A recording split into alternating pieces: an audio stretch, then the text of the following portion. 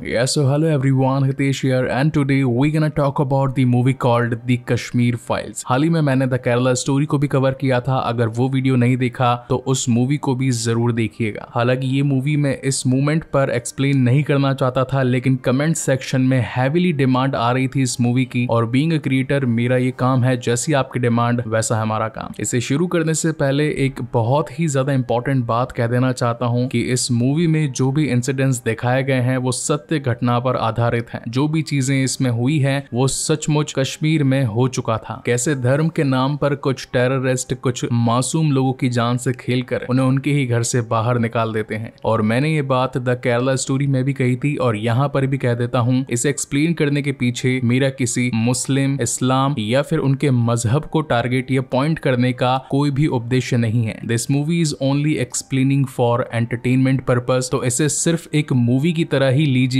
ना ही किसी और तरीके से। लास्ट मूवी में भी मैंने ये आप लोगों को कहा था कि कमेंट सेक्शन में ऐसी किसी भी चीज के ऊपर कमेंटिंग करने मत बैठना, क्योंकि हो सकता है कि उससे किसी भी जाति या मजहब के लोगों को बुरा लग सकता है। मगर आपने वो किया तो मजबूर होकर कहीं मुझे इस बार कमेंट सेक्शन को ऑफ ना करना पड़े। तो आप लोगों से हाथ जोड़कर गुजारिश है कि इस मूवी को सिर्फ एंटरटेनमेंट पर्पज से लें, ना ही खुद पर और ना ही अपने रिलीजन पर लेकर लें। So now without wasting any time चलिए आते हैं इस कहानी की मेन स्टोरी लाइन की तरफ, जिसकी शुरुआत होती है कश्मीर में 19 जनवरी 1990 से। यहाँ दो बच्चे अब्दुल और शिवा साथ में क्रिकेट खेल रहे थे। वहीं एक रेडियो रखा हुआ था जिसमें सचिन की बातचीत हो रही थी, जो कि अपने क्रिकेट के मैच में बहुत ही अच्छा परफॉर्म कर रहे थे। और अब जैसा कि शिव ने अपने इस मैच में एक छक्का मारा था तो वो जोर जोर से सचिन का नाम चिल्लाने लगता है, लेकिन एक हिंदू क्रिकेटर का नाम सुनकर कुछ मुसलमान वहां आ जाते हैं और उसे जोर जोर से पीटने लगते हैं। तभी अब्दुल उनके मुंह पर बर्फ फेंकता है और अपने दोस्त शिवा को लेकर वहां से भागता है। 1990 का ये वो वक्त था जब कश्मीर में रहने वाले कश्मीर पंडितों को उन्हीं के घर से निकालकर मारा जा रहा था और उन्हें बेघर किया जा रहा था। और सिर्फ इतना ही नहीं, सभी मेल्स को मारकर उनकी फीमेल्स को वहीं रहने के लिए कहा जाता था ताकि उन फीमेल से रिप्रोडक्टिविटी हो सके। इस पूरे आतंकवाद को फैलाने वाले सरगना यानी कि लीडर का नाम था फारूक अहमद दर, जिसे कि बिट्टा कराटे के नाम से भी यहाँ के लोग जानते थे। इसी बीच हम एक माँ और बेटी को देख पाते हैं। बेटी की तबीयत बहुत ज्यादा खराब थी और इसी वजह से उसे घर से बाहर निकलना पड़ता है ताकि वो डॉक्टर से अपनी बेटी का इलाज करवा ले। लेकिन तभी एक टेररिस्ट या फिर इस मूवी में कहें कि एक फ्रीडम फाइटर आकर उसे कहता है कि मैं तेरी बेटी की शादी अपने छोटे भाई से करवाऊंगा। इस पर वो लेडी बहुत ज्यादा चिल्लाने लगती है और वो सो कोल्ड फ्रीडम फाइटर उसे वहीं गोली मार देता है। और यहाँ ऐसा सिर्फ इसी जगह पर नहीं, पूरे कश्मीर में चल रहा था। यहाँ तक कि उस लीडर के गैंग में जितने भी मेल्स थे उन्होंने अपने बच्चों के खोपड़ी में भी यही बात डाल रखी थी कि या तो अपने धर्म को कन्वर्ट करके मुस्लिम बन जाओ या फिर यहाँ से भाग जाओ, और अगर दोनों से ही अग्री नहीं होते हो तो हमारी गोली खाओ। इसी के साथ बिट्टा कराटे एक हेट स्पीच देता है और बहुत सारे हिंदुओं को पकड़कर इस्लाम कबूल करवा रहा था, और जो लोग उसकी बात नहीं मानते तो वो उन्हें बीफ खिला रहा था, यानी कि गाय का मांस, ताकि वो वहाँ की हिंदू मेजोरिटी को माइनॉरिटी में बदल दे। जिसके बाद सीन शिफ्ट होता है इस कहानी के लीड एक्टर पुष्कर पंडित पर। वो यहाँ पर हर शिवरात्रि में शिवजी का रोल अदा करते थे। इस दिन शिवरात्रि थी और उनके सभी साथी इस नाटक में उनका साथ निभाने वाले थे।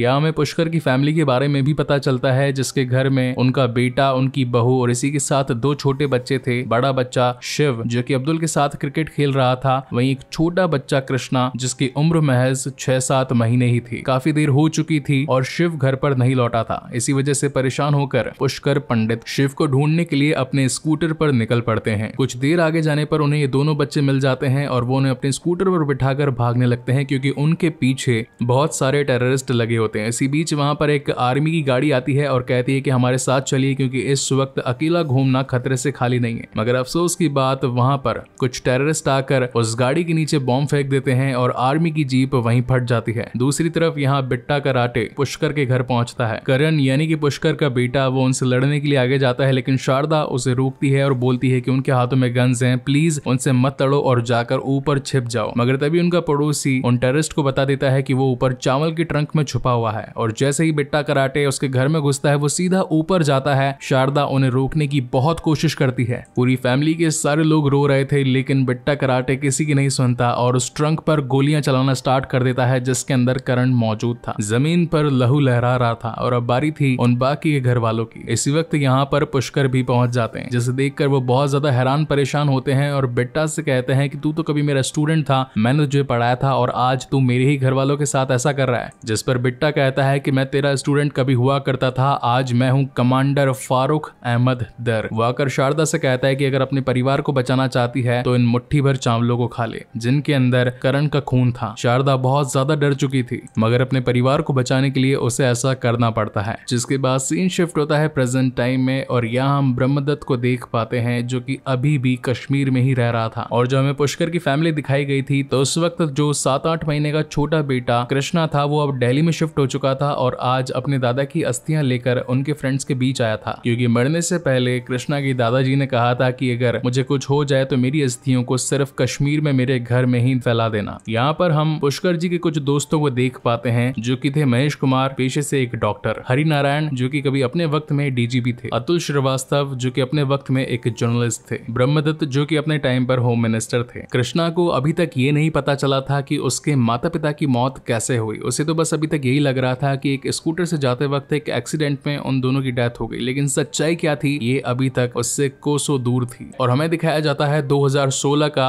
Delhi JN university. Professor Radhika काफी सारे बच्चों को एक लेक्चर दे रही थी और वहीं कृष्णा पंडित भी बैठा था। राधिका यहाँ बैठे उन सभी स्टूडेंट्स को भड़का रही थी कि उन्हें कश्मीर को आजादी दिलानी है। बेसिकली वो टाइम था जब कश्मीर से आर्टिकल 370 हटाया गया था, लेकिन काफी सारे लोग इसके अगेंस्ट भी थे जिनमें खुद प्रोफेसर राधिका भी शामिल थी, क्योंकि उन्हें ऐसा लगता था कि कश्मीर को भारत का पार्ट होना ही नहीं चाहिए। और इसी के साथ वो लोगों में ये बात भी फैलाती है कि कश्मीर में कभी जेनोसाइड हुआ ही नहीं था और ना ही किसी पंडित को मारा गया था। जेनोसाइड यानी कि एक ही बार में काफी सारे लोगों का मास मर्डर, या फिर एक तरीके से इस वर्ड को जाति हत्या भी कह सकते हैं। अब यहाँ पर कृष्णा को ज्यादा कुछ तो पता नहीं था और उन्हें राधिका की बातें ही सच लग रही थी, इसलिए वो उन्हें सपोर्ट करने लगता है और अगली बार के प्रेसिडेंट के चुनाव में खड़ा हो जाता है। अब इसी चीज का फायदा उठाकर राधिका कृष्णा को मैनिपुलेट भी करने लगती है और फ्री कश्मीर कहकर उसका माइंड वॉश करने लगती है। यहाँ से कहानी अगेन पास्ट में जाती है और हमें 1989 का वक्त दिखाया जाता है जहाँ पुष्कर ब्रह्मदत्त से मिलने के लिए गया था, क्योंकि इस वक्त वो एक IAS ऑफिसर था और कश्मीर के लिए अपनी सर्विसेज दे रहा था। पुष्कर का कहना था कि इस वक्त कश्मीरी पंडितों को प्रोटेक्शन की बहुत नीड है, क्योंकि मेरे बेटे को बिट्टा कराटे ने इंडियन पुलिस का मुखबिर करार दिया है, किसी भी वक्त उस पर खतरा आ सकता है। जिस पर ब्रह्मदत्त उसे आश्वासन देते हैं कि ठीक है मैं कुछ करता हूँ। जिसके बाद कहानी अगेन प्रेजेंट टाइम में आती है और ये सब लोग बैठकर डिनर करने वाले थे, जिसमें नद्रू एक सब्जी थी वो बनाई गई थी। नद्रू जो कि कश्मीर में बहुत ज्यादा फेमस है, जो नद्रू को नहीं जानता इसका मतलब वो कश्मीर को नहीं जानता। इस पर अगेन एक फ्लैशबैक का सीन आता है जब ब्रह्मदत्त पुष्कर को छोड़ने के लिए घर जा रहे थे, रास्ते में उसे सब्जी लेनी थी तो वो अगेन नद्रू ले रहा था, तो रिटर्न में वो सब्जी वाला उसे पाकिस्तान की करेंसी देता है। जिस पर ब्रह्मदत्त कहते हैं कि ये तुम क्या दे रहे हो, तो सब्जी वाला कहता है कि जिस देश में रहोगे वहीं की तो करेंसी मिलेगी। इस पर ब्रह्मदत्त को बहुत गुस्सा आता है और वो सब्जी वाले को वहां से उठवा देता है और इसी के साथ साथ जेल में बंद भी करवा देता है, क्योंकि ये तो सीधा सीधा एक शहर को मैनिपुलेट करने की छोटी कड़ी थी। जिसके बाद ब्रह्मदत्त यहाँ के CM से कश्मीरी पंडितों के प्रोटेक्शन के लिए बात करने के लिए पहुंचता है, लेकिन CM तो उल्टा उन्हीं पर ही प्रोपेगेंडा फैलाने का इल्जाम लगा देते हैं और उसे सस्पेंड भी कर देते हैं और कहते हैं कि मैं इस वक्त बिजी हूँ, यहाँ से चले जाओ। और सभी व्यूअर्स से देख पाते हैं कि CM जाकर बिट्टा कराटे से मुलाकात करते हैं। ब्रह्मदत्त समझ चुका था कि ये सारा कुछ एक मिली भगत है। हिंदू जिन्हें मुसलमान काफिर कह के बुलाते हैं, ये सभी उन्हें इस कश्मीर से खदेड़ देना चाहते थे। ब्रह्मदत्त की वाइफ लक्ष्मी दत्त यहाँ पर कृष्णा को उसकी एक फैमिली फोटो दिखाती है, जिसके अंदर फर्स्ट टाइम कृष्णा अपने माता पिता और बड़े भाई शिव को देख पाता है, क्योंकि जब ये लोग कश्मीर से गए थे इनके पास इतना भी वक्त नहीं था कि जरूरतमंद चीजों को भी अपने साथ ले ले। यहाँ पर ब्रह्म उसे कश्मीर में हुए जेनोसाइड के बारे में कहता है, जिस पर कृष्णा का कहना था कि ऐसा कुछ हुआ ही नहीं था, कोई 5 लाख लोग नहीं सिर्फ 2 लाख लोग ही खत्म किए गए थे। इनफैक्ट वो 2 लाख भी मिलिट्री के थ्रू ही मारे गए थे, क्योंकि ये आतंकवाद फैला रहे थे। ये सब कुछ एक अफवाह है। ब्रह्म को ये सारी बातें सुनकर गुस्सा आ जाता है और वो उसे सारी सच्चाई बताता है। जहाँ पर अगेन सीन फ्लैशबैक में जाता है। ये वो वक्त था जब बिट्टा कराटे ने करण को मारकर उसके खून से सने चावल उसकी वाइफ शारदा को खिलाए थे। इसके बाद वो सारी टेररिस्ट वहां से निकल जाते हैं और ये फैमिली करण को उस ट्रंक से बाहर निकालती है। इस वक्त भी करण के शरीर में थोड़ी सी जान थी, तो यहाँ पुष्कर जी अपने दोस्त महेश को कॉल करके यहाँ पर करण की हेल्प करने के लिए बुलाते हैं। महेश मदद के लिए तैयार होने ही वाला था कि तभी वहां पर कुछ और टेररिस्ट आ जाते हैं, जिनका एक भाई मिलिट्री सोल्जर्स के थ्रू घायल हो चुका था। वो टेररिस्ट कहता है कि मेरे भाई को पहले हेल्प चाहिए, इससे मेडिकल हेल्प अभी के अभी दो। डॉक्टर्स बताते हैं कि इसका ब्लड ग्रुप O नेगेटिव है, O नेगेटिव वाले को सिर्फ O नेगेटिव वाला ही ब्लड दे सकता है, अदरवाइज और कोई ब्लड ग्रुप काम नहीं आएगा। तो टेररिस्ट जोर जोर से चिल्लाने लगता है कि किसका O नेगेटिव है, लेकिन कोई खड़ा नहीं होता। इसी बीच वो दहशत फैलाने के लिए एक नर्स के सर में में गोली दाग देता है। तभी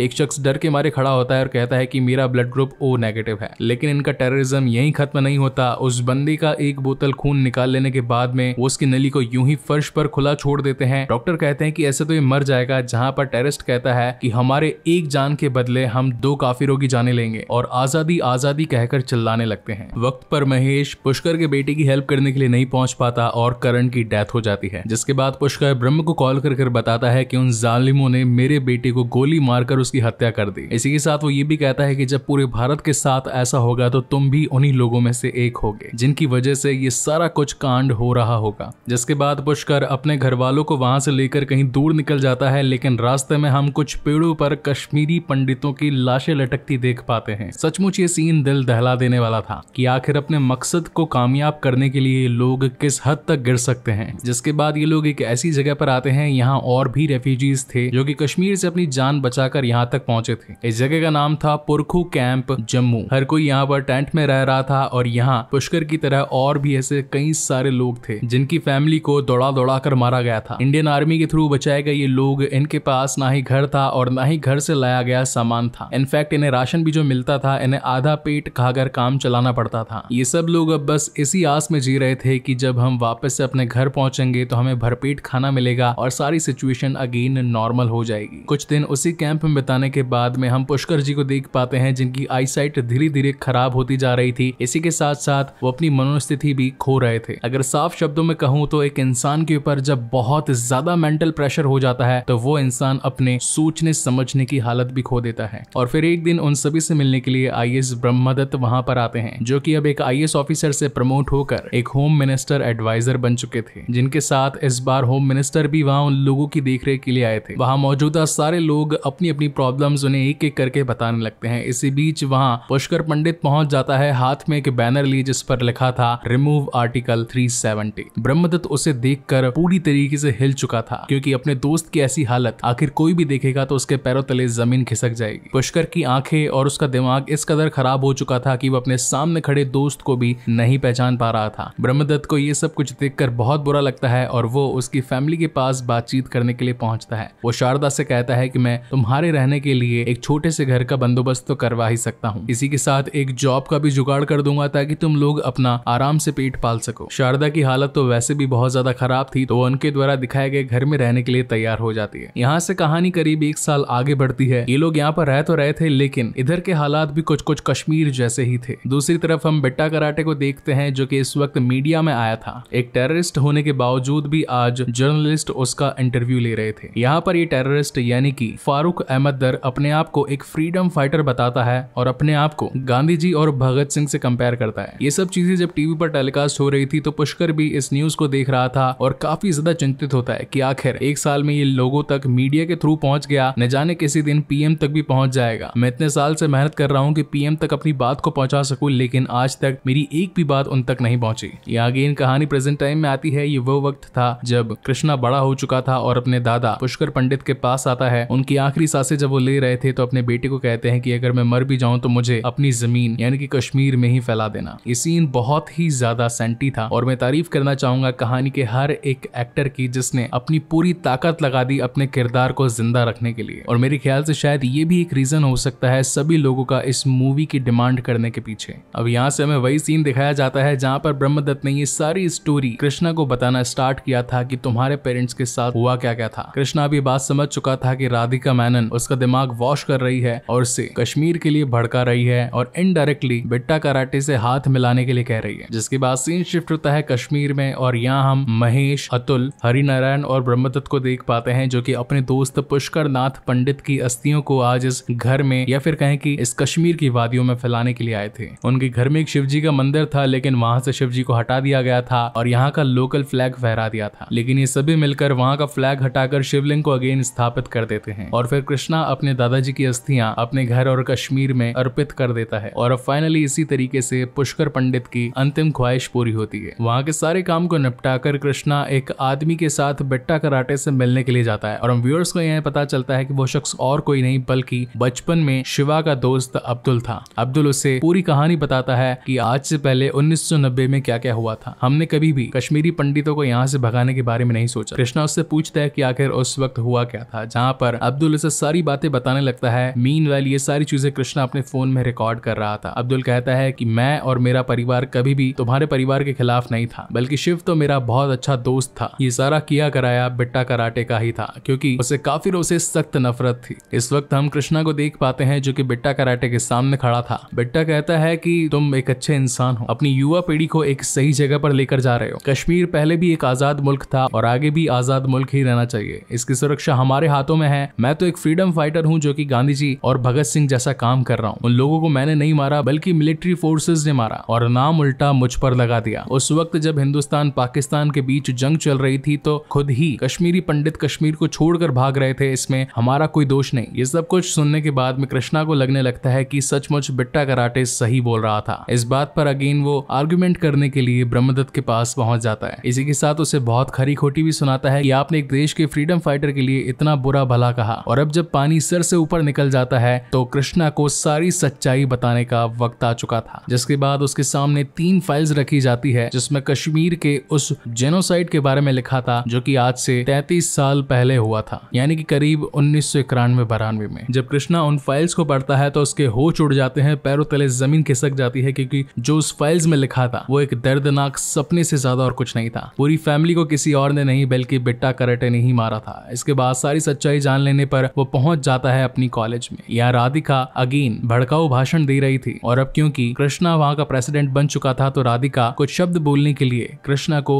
मंच पर आमंत्रित करती है। और अब ये वो वक्त आ चुका था जब सारे कॉलेज के बच्चों को सच मालूम चलने वाला था। यहाँ कृष्णा माइक हाथ में लेकर बोलने लगता है कि बहुत सालों पहले एक ऋषि मुनि कश्मीर गए थे जिनका नाम था ऋषि कश्यप और उन्होंने वहां पर काफी वक्त तक श्रद्धा करी, भगवान का आचमन किया और ज्ञान प्राप्त किया और इसी वजह से उस जगह का नाम कश्मीर पड़ा। ऐसा करते करते काफी सारे लोग और ज्ञानी पुरुष कश्मीर पहुंचे, जिसके बाद धीरे धीरे कश्मीर और बसता चला गया। पर एक दिन वहां पर कुछ टेररिस्ट आए जो कि शुरू में तो वहां पर पनाह लेने के लिए आए थे और पंडितों ने उन्हें वहां पर रहने भी दिया। लेकिन जब सारे टेररिस्टों को ये पता चला कि कश्मीर कितना ज्यादा खास है, कोई भी मिलिट्री हमें रोक नहीं सकती, हमें पकड़ना यहाँ पर मुश्किल हो जाएगा उन लोगों के लिए, तो उस जगह को अपना बनाने के लिए उन्होंने अपना पहला शिकार बनाया कश्मीरी पंडितों को और उन्हें खदेड़ना शुरू कर दिया। सबसे पहले तो उन्हें बहुत मारा गया, फिर जबरदस्ती कलमा पढ़वाया गया कि अगर इस धरती पर रहना है तो मुसलमान बनकर रहना होगा, जबकि इस्लामिक धर्म में यह साफ साफ लिखा है कि किसी से भी जबरदस्ती इस्लाम कबूल करवाना या फिर कलमा पढ़वाना सख्त मना है। लेकिन उन जालिमों ने सिर्फ कश्मीरी पंडितों को नहीं बल्कि वहां रहने वाले मुसलमानों को भी मारा। अब यहाँ पर इस चीज को ध्यान से सुन लेना आप लोग कि उन टेररिस्टों का शिकार सिर्फ हिंदू ही नहीं बल्कि मुसलमान भी हुए थे। तो कमेंट सेक्शन में रिलीजन के नाम पर अपने आप को ब्लेम करना या किसी और को बुरा ठहराने के लिए मत बैठना। सारा किया कराया कुछ टेररिस्ट ग्रुप का था, न ही किसी स्पेसिफिक रिलीजन का। ये पूरा स्कैंडल एक बहुत बड़े पैमाने पर चल रहा था, जिसके बाद एक बहुत बड़ा जेनोसाइड हुआ और करीब 5 लाख लोगों को जान से मार दिया गया। इस पूरी स्पीच को देते वक्त वहां पर कई और भी लोग थे जो कि उसका विरोध कर रहे थे, लेकिन इस बार कृष्णा रुकने वाला नहीं था। उसे जो सच्चाई लोगों तक पहुंचानी थी वो अपनी पोजीशन के जरिए आज उन लोगों तक पहुंचा ही रहा था। और मैं भी यही कर रहा हूं, मैं भी बीइंग अ क्रिएटर एक सच्चाई लोगों तक ही पहुंचा रहा हूं। इसी के साथ साथ कृष्णा ये भी कहता है कि हमारे पॉलिटिशियंस को सिर्फ मसाला चाहिए, हिंदुस्तान पाकिस्तान के नाम पर लड़ने के लिए कोई टॉपिक चाहिए ताकि खुद की सत्ता बनी रहे। कोई किसी कमजोर पर हो रहे जुल्म के बारे में कुछ नहीं कहता, भुखमरी से कितने लोग मर रहे हैं उसके ऊपर कुछ नहीं कहता। और हमारे भोले भाले हिंदू मुसलमान भाई उनकी इन बातों में आकर आपस में ही लड़ मरते हैं। जिसके बाद रोते हुए कृष्णा अपनी माँ और अपने भाई शिव के बारे में जिक्र करता है। इसी के साथ कहानी अगेन फ्लैशबैक में जाती है। अब ये सीन्स और ये सारी बातें कुछ लोगों के लिए बहुत ज्यादा हार्ट ब्रेकिंग हो सकती है, तो अगर वीडियो को यहीं पर रोक कर बंद कर देना चाहते हो और जाना चाहते हो तो जा सकते हो। अगर अभी तक यहीं पर रुके हो तो स्टोरी यहाँ से आगे कंटिन्यू करता हूँ। इस वक्त बिट्टा कराटे उस प्लेस पर पहुंच चुका था जहाँ पर कुछ घर में रह रहे कश्मीरी पंडित अपनी जान बचाकर कश्मीर से यहाँ भाग कर आए थे। बिट्टा कराटे इस वक्त आर्मी की ड्रेस में आया था जो कि एक फेक आर्मी वाले थे। का पहला शिकार बनती है शारदा। वो उसे घर से बाहर निकालता है और कहता है कि तुम काफिर इस जमीन पर पैर रखने लायक नहीं हो। जिसके बाद वो एक मौलवी को वहां पर बुलाता है और कहता है कि काफिरों के साथ क्या करना चाहिए, जिस पर वो मौलवी शारदा के मुंह पर थूकता है। वहां मौजूद लोग ये सब कुछ खड़े होकर देख रहे थे, लेकिन किसी की भी हिम्मत नहीं थी आकर शारदा को बचाने की। बिट्टा कराटे का जुल्म सिर्फ यहीं तक नहीं रुका, उसने शारदा के कपड़े फाड़ दिए, सभी के सामने उसे निर्वस्त्र कर दिया और फिर एक आरी मशीन से उसे बीच में से आधा आधा काट दिया। वहां खड़ी कुछ औरतें जिनसे ये सब कुछ देखा नहीं जा रहा था, उन्हें वॉमिट आ रही थी, तो बिट्टा कराटे ने उन्हें भी जान से मार दिया। उसके बाद उस प्लेस पर मौजूद सभी लोगों को लाइन से खड़ा करके एक एक करके सर में गोली दाग दी और इसी के साथ ये मूवी यहीं पर खत्म हो जाती है। आई होप ये वीडियो आप लोगों को पसंद आया होगा और अगर पहली बार इस चैनल पर आए हैं तो इसे लाइक, कमेंट, शेयर, सब्सक्राइब जरूर करें। मैं ऐसी ही बेहतरीन मूवीज आप लोगों के लिए लाता रहता हूँ। इस वीडियो को बनाने का उद्देश्य सिर्फ और सिर्फ सच्चाई आपके सामने रखने का था। तो अगर आप लोगों को मेरी ये मेहनत पसंद आई हो तो आप लोग नेक्स्ट कौन सी मूवी देखना चाहते हैं उसके बारे में भी मुझे जरूर बताइएगा। मेरी जितनी जल्दी कोशिश हो सकेगी आपकी उन फेवरेट मूवीज को लाने की कोशिश जरूर करूंगा। तब तक के लिए keep watching and stay safe. मिलते हैं अगले वीडियो में।